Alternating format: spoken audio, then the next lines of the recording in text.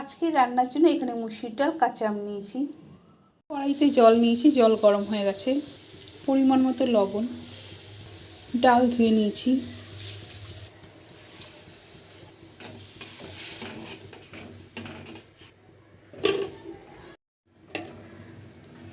ডাল নরম হয়ে গেছে,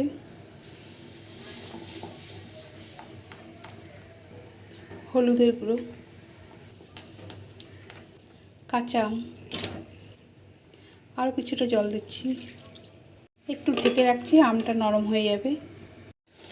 আম নরম হয়ে গেছে, একটা পাত্রে ঢেলে নিচ্ছি। সর্ষের তেল, শুকনো লঙ্কা, কালো সর্ষে,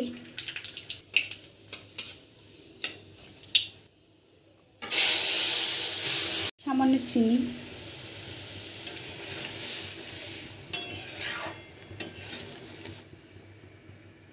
এটা আমার রেডি হয়ে গেছে। গ্যাসের ফ্লেমটা অফ করে দিয়েছি।